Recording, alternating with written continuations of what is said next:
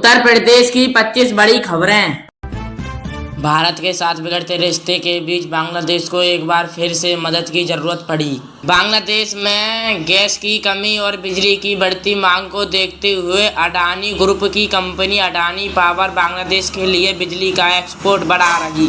दोनों देशों का सरकारी आंकड़ों में इसका खुलासा हुआ है। भारतीय और बांग्लादेशी सरकार के डेटा और अनुसार झारखंड के गेंडा में अडानी के कोयला बेस्ड पावर प्लांट से बांग्लादेश के लिए बिजली का एक्सपोर्ट काफी बढ़ गया है। दिसंबर तक ये 3 महीने में इसका सप्लाई सालाना लगभग 38% बढ़कर 2.25 मिलियन किलोवाट घंटे तक पहुंच गई है। बांग्लादेश सरकार के मुताबिक भारत में भेजे जाने वाली बिजली उसके टोटल पावर मिक्स का रिकॉर्ड्स 15.6% तक हो चुकी है, जो सन 24 से 12% ही थी। अडानी पावर ने साल 2023 में बांग्लादेश को बिजली की सप्लाई शुरू की थी और तब से लेकर अब तक यह जारी है। यानी कि दोनों देशों के बीच खराब होते कूटनीतिक संबंधों के बावजूद बिजली का कारोबार या लेन देन गजब फल फूल रहा है। हालांकि बांग्लादेश सरकार की तरफ से नियुक्त एक पैनल ने भारत से बिजली की सप्लाई को जरूरत से ज्यादा महंगा बताया है।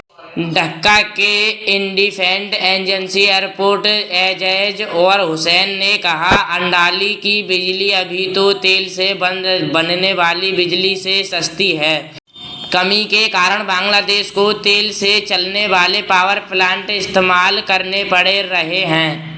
दोनों देशों में इन दिनों तनाव इस कदर है कि दोनों ने ही वीजा सर्विस पर स्थायी रूप से रोक लगा दी है। गैस संकट से सुलझा रहा बांग्लादेश पावर डेवलपमेंट बोर्ड के चेयरमैन रेजाउल करीम ने रॉयटर्स को बताया कि कमी को कम करने के लिए पावर स्पोर्ट्स की जरूरत है, जिसमें नेचुरल गैस बांग्लादेश का मुख्य पावर सोर्स की कमी भी शामिल है। ऐसे में 2026 में बिजली की मांग अनुमति 6% से 7% तक बढ़ सकती है। करीम ने कहा कि बांग्लादेश गैस की कमी को पूरा करने के लिए इस साल देश में कोयला बेस्ड पावर प्रोडक्ट्स बढ़ाने के लिए कोयले का इंपोर्ट्स की बढ़ाया गया। एनालिटिक्स फार्म के डेटा को पता चला है कि 2025 में कोयले का इंपोर्ट 35% से बढ़कर रिकॉर्ड 17.34 मिलियन मीट्रिक टन हो गया।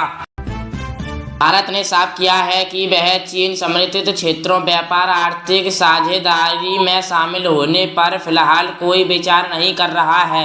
सरकारी सूत्रों के अनुसार इस संबंध में अभी कोई प्रस्ताव मौजूद नहीं है, हिस्सा नहीं है। एनडीटीवी के रिपोर्ट्स के मुताबिक भारत इस समय आईसीपी के शामिल होने को लेकर ना तो औपचारिक और ना ही औपचारिक स्तर पर कोई पहल कर रहा है। सूत्रों ने उन अटकलों को खारिज किया है जिसमें कहा जा रहा था कि पश्चिम देशों में साथ व्यापार समझौते को गति देने और एशिया में चुनावी द्विपक्षीय करार मौजूद करने के चलते भारत इस मुद्दे पर दोबारा विचार कर सकता है। एक सरकारी सूत्र ने स्पष्ट कहा है कि इस बार फिलहाल कोई विचार नहीं है। हमने इस विषय को एजेंडा में नहीं रखा है। वही एक अन्य सूत्र ने राजनीतिक दृष्टिकोण रखते हुए कहा कि आईसीआई को देखने का एक नजरिया यह भी है कि वह मूल्य रूप से चीन के हितों में आगे बढ़ने का माध्यम है। ये टिप्पणी भारत की व्यापारिक व्यापार रणनीति में संदर्भ में सामने आई है, जिसमें बड़े बहुपक्षीय समझौते के बजाय प्रमुख साझेदार देशों के साथ द्विपक्षीय समझौतों को प्राथमिकता दी जा रही है। सरकार का मानना है कि व्यापार को क्षेत्रीय समझौते आयात से जुड़ी संदर्भशीलताओं को संभालने की भारत की क्षमता को कमजोर कर सकते हैं। सूत्रों के अनुसार चीन को छोड़कर आईसीपी के अधिकांश सदस्य देशों के साथ भारत के पहले से ही द्विपक्षीय व्यापार समझौते मौजूद हैं। या तो वो पूरे हो चुके हैं या बातचीत के चरण में हैं। इसका अर्थ यह है कि भारत किसी बड़े क्षेत्रीय गुट में शामिल हुए बिना भी अपने बाजार पहुंच के लक्ष्यों को हासिल कर सकता है। अधिकारियों के संकेत दिए कि भारत अन्य क्षेत्रों और द्विपक्षीय ढांचों पर भी विचार कर रहा है। उनका कहना है कि जब भारत पर्याप्त संख्या में द्विपक्षीय समझौते कर लेगा तब बड़े ढांचों में शामिल होने का सवाल भविष्य में उठ सकता है, लेकिन फिलहाल ICEP के भारत ने नीतिगत प्राथमिकताओं को शामिल नहीं किया। सरकार का यह रुख उन चिंताओं से भी जुड़ा है जो उसके यूरोपीय संघ के साथ व्यापार वार्ताओं के दौरान ऑटोमोबाइल और कृषि जैसे संवेदनशील क्षेत्रों को लेकर जताई थी। भारत ने यूरोपीय संघ के साथ समझौते में समय के साथ लगभग 92% ट्रैफिक लगाव को खोलने पर, लेकिन संबंधित क्षेत्रों के लिए चरणबद्ध कटौती, कोटा और टैरिफ रेट कोटा जैसे उपाय अपनाए गए हैं। सूत्रों का कहना है कि IC और IE के दौरान बनाए रखने का एक प्रमुख कारण है यह आशा है कि चीन के साथ व्यापारिक ट्रैफिक कटौती का ढांचा भारत की संवेदनशील क्षेत्रों में जोखिम प्रबंधन की क्षमता को सीमित कर सकता है।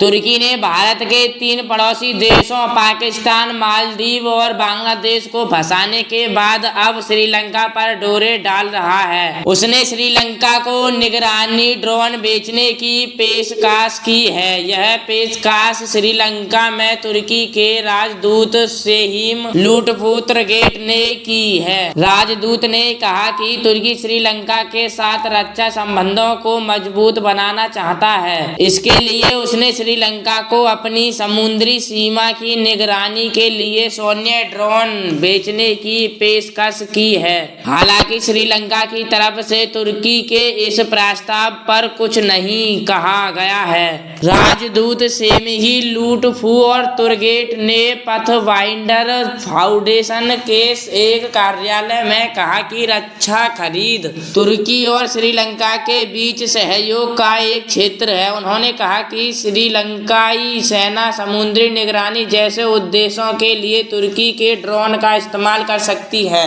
तुर्की के राजदूत ने यह भी कहा कि उन्होंने श्रीलंका रक्षा अधिकारियों को एक प्रस्ताव भी दिया था, लेकिन अभी तक कुछ भी फाइनल नहीं हुआ है। तुर्की के राजदूत ने अपने भाषण के दौरान किसी एक ड्रोन का नाम नहीं लिया। इसके बावजूद उम्मीद जताई जा रही है कि यह ड्रोन तुर्की के राष्ट्रपति रेसेप तैयप एर्दोगन के दामाद की कंपनी बायकर की बनाई गई है। बायराकटार परिवार के ड्रोन में से एक होगा। श्रीलंका इन निगरानी ड्रोनों का इस्तेमाल समुद्री सुरक्षा और अवैध तकनीक की निगरानी में कर सकता है। ऐसे में माना जा रहा है कि तुर्की ने श्रीलंका को बायराकटार TB2 ड्रोन की पेशकश की होगी। यह तुर्की का सबसे प्रसिद्ध नियंत्रण है और जो यूक्रेन, लीबिया और नगोर्नो-कराबाख युद्ध में शामिल हो चुका है।